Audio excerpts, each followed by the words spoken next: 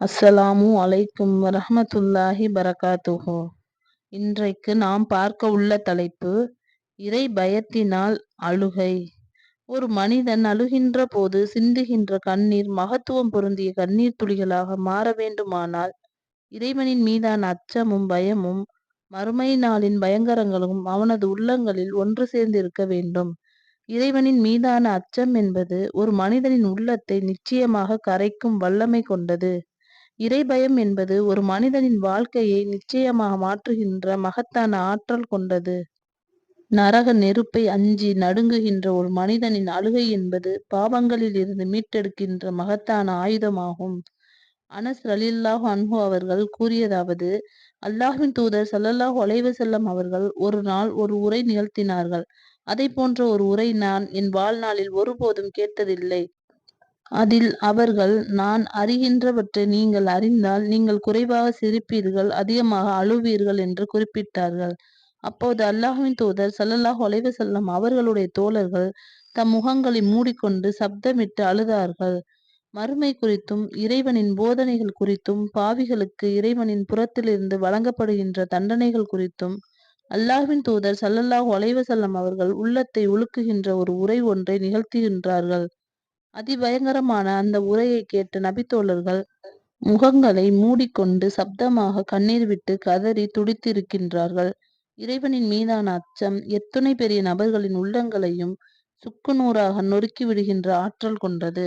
ஒரு தருணத்தில் நபித்தோழர்களின் குணநலன்கள் குறித்து அஸ்மா ரலியல்லாஹு அன்ஹா அவர்களிடத்தில் கேள்வி எழுப்பிய போது அஸ்மா ரலியல்லாஹு அன்ஹா அவர்கள் சொன்ன பதிலில் ஏராளமான படிப்பினைகள் இருக்கின்றன.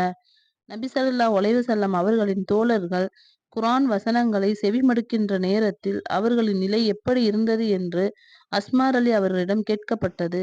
அதற்கு அல்லாஹ் தனது வார்த்தைகளில் குர்ஆனை செவிமடுப்பவர்களின் வர்ணனையை கூறியது போலவே அவர்கள் இருந்தார்கள்.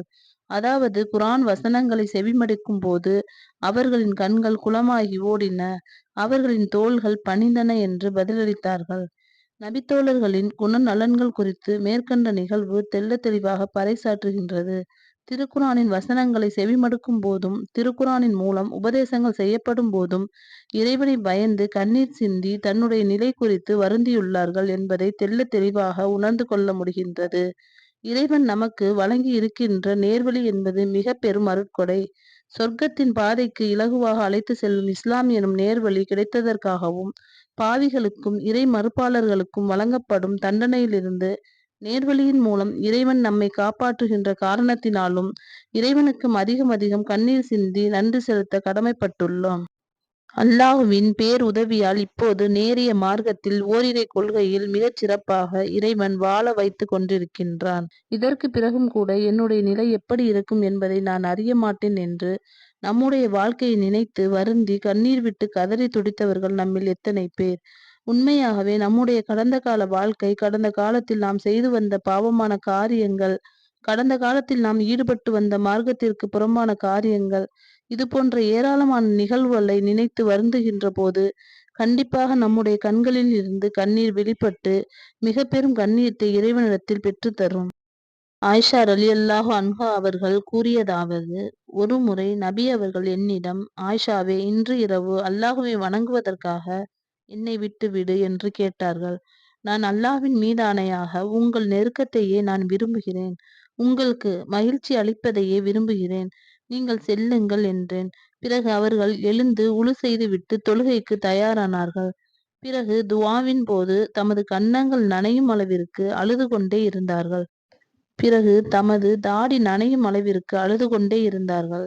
பிறகு தரை நனையும் அளவிற்கும் அழுது கொண்டே இருந்தார்கள். ஃபஜ்ர் தொழுகைக்கு பாங்கு சொல்வதற்காக பிலால் வந்து விட்டார். தொழுகையை நிறைவு செய்த நபிகளாரிடம், அல்லாஹ்வின் தூதரே, தங்களின் முன்பின் பாவங்கள் அனைத்தும் மன்னிக்கப்பட்ட பிறகு எதற்காக இப்படி அழுகின்றீர்கள் என்று கேட்டேன். அதற்கு அல்லாஹ்வின் தூதர் ஸல்லல்லாஹு அலைஹி வஸல்லம் அவர்கள், நான் என்னுடைய இறைவனுக்கு நன்றியுள்ள அடியானாக இருக்க வேண்டாமா என்று பதிலளித்தார்கள். இந்த சம்பவத்தை ஆயிஷா ரலியல்லாஹு அன்ஹா அவர்கள் கூறிவிட்டு, இதுதான் தன்னுடைய வாழ்க்கையில் நடைபெற்ற உணர்வு பூர்வமான உன்னதமான சம்பவம் என்று சிலாகித்து பேசினார்கள். மேற்கண்ட செய்தி நம்முடைய உள்ளங்களை எல்லாம் தட்டி எழுப்பி விழி உயர்த்தி பார்க்க வைக்கின்ற செய்தியாகும். முன்பின் பாவங்கள் மன்னிக்கப்பட்ட நபிகள் நாயகம் ஸல்லல்லாஹு அலைஹி வஸல்லம் அவர்களின் அழுகை அவர்களின் கன்னங்களை நனைத்து தாடியை நனைத்து கீழே கிடக்கின்ற மண் துகள்களை கூட நனைத்து விடுகின்றது என்றால் எவ்வளவு உச்சகட்ட பயத்தோடும் அச்சத்தோடும் இறைவனுக்காக கண்ணீர் சிந்தியிருப்பார்கள். மிகச்சிறந்த முன்மாதிரி மிக்க இந்த சம்பவத்தை நம்முடைய வாழ்க்கையில் படிப்பினையாக ஏற்று வாழ கடமைப்பட்டுள்ளோம். இஸ்லாம் எனும் நேர்வழி நமக்கு கிடைத்ததற்காக இந்த ஒரே ஒரு அருட்கொடைக்காக மட்டும் நாம் கண்ணீர் சிந்தி வாழ்நாள் முழுவதும் இறைவனுக்கு நன்றி செலுத்தினால் கூட இந்த அருட்கொடைக்கு அந்த நன்றி கடன் ஈடாகாது என்றே சொல்லலாம். நாம் இறைவனிடத்தில் தொழுகையில் அழுது அழுது நம் பாவங்களுக்கு மன்னிப்பு தேட வேண்டும். அல்லாஹ் நம் அனைவரின் பாவங்களையும் மன்னிப்பானாக இன்ஷா அல்லாஹ். ஸலாமு அலைக்கும் வரஹ்மத்துல்லாஹி பரகாத்துஹு.